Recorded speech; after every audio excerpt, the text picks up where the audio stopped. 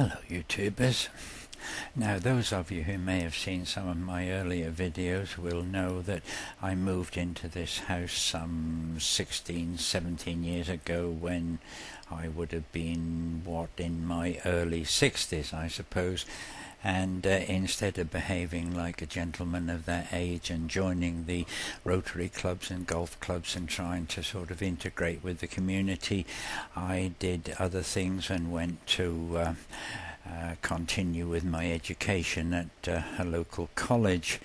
But there were other things that happened during that time that I don't think I have told you about, and one of them was the fact that I became friendly with my near neighbour who had a farm, or have a farm, which at that time was a dairy farm with over, I don't know, 100 and odd cows and sheep and stuff like that, and to bring them in twice a day, we had to fetch them in on a quad bike, which, as you will know, are all-terrain vehicles and can go practically anywhere and are wonderful vehicles for the job. They are quite safe, reasonably safe, driven properly, but when driven by a young man in the prime of his youth and absolutely crazy, it's a very scary experience. And yes, I was thrilled about it, and quite enjoyed it, although I was being scared to death. We were on two wheels more than we were on four, and I decided that I could do the job. I could do the job not better, but I would be able to do it on the motorcycle. So that, of course, is something I've been very used to, and that is what I did. Of course, my wife wasn't very pleased about this, but we'd been married over 30 years at this time, and she was quite used to my stupidity.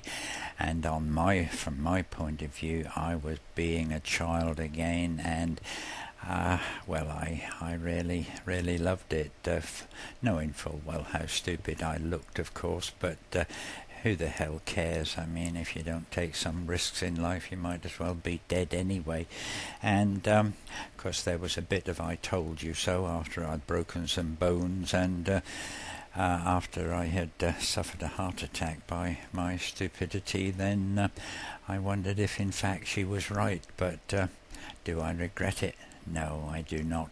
It was wonderful. But I want to get on fairly quickly because I don't want to take too much time on this.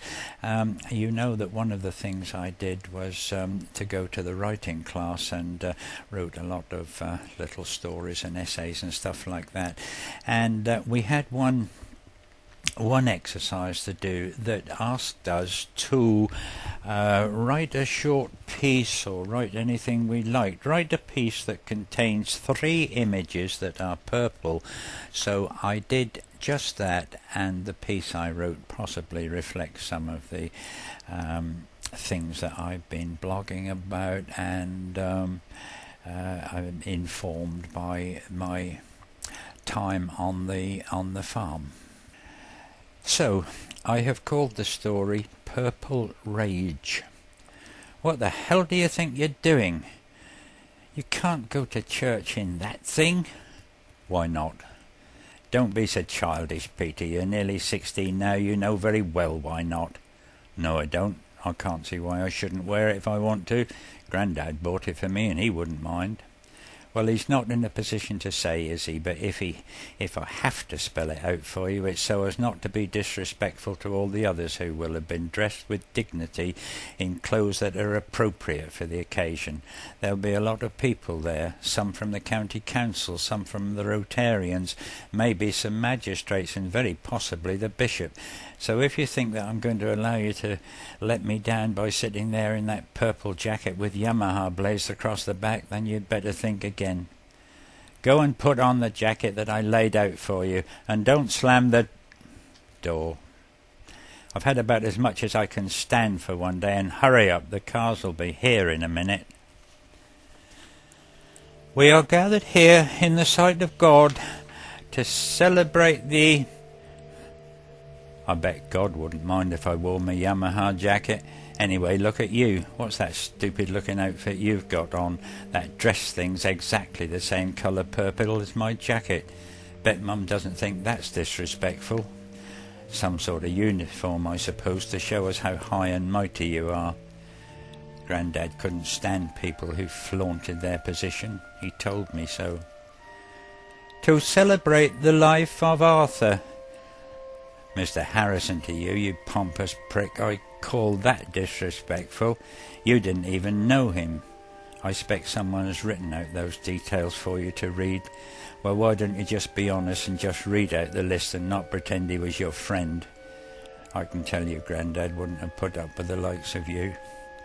He said I was probably his only true friend because we could talk together with honesty and without prejudice. Not that I'm sure what prejudice means, but he was my friend, not yours, so shut up. And his many good works, not least the support of the church, both financially and as a true practicing Christian. Bollocks. I remember the day we were riding across the moors. I didn't think Grandad would make it to the top. I couldn't look back to see where he was because of the rock steps, but I could hear the revs of his bike as he changed gear to tackle them, and then we were both at the top, laying down our bikes and laughing, and he said, I may be 4 times your age, Peter, but you've enabled me to be young again. And that pleased me to do something like that for Grandad. And then he said, here with you I can forget all about the acts that I have to put on to keep up the appearances of respectability. I remember those exact words. He said we were equal, and he felt 16 again, and we talked and talked, about all sorts of things, and he told me that he didn't believe in religion. No, I won't tell anybody about that, Grandad. It's our secret. Just like the secret we had when you bought me the jacket, and we had to tell Mum that it cost £25 and not £125. He didn't have to dress up in a purple gown and gaiters and dangle that bloody great cross across his neck to show he was a good man. You know nothing. I wish all these people would just go away. And we will commit his body to the grave and his soul into the hands of God. If you think I'm going to close my eyes and pray, then you're dead wrong. I'm going to stare out. I'm going to stare you out. Words, just words. You don't care. I've seen you looking at your watch. Perhaps you want to get home for your dinner, or to some secret social society, to booze, or maybe to choir practice to one of your favourite choir boys. I'll just stare until my eyes burn into your soul, and when you notice me, as surely you will, you'll come off your high horse then. Peter bent his head over the wash basin, wetted his short blonde hair. He tried to read the instructions on the bottle, but the tears in his eyes blurred his vision. He dipped the brush into the purple dye. I'm going to get into a lot of trouble for this, but this is for us, Grandad. Let them all go to hell. So, there we are. Stumbled over the reading a bit, but I think you get the idea, and I hope you enjoyed. If you didn't switch off, I'll think of something else to tell you next time. But until then, goodbye.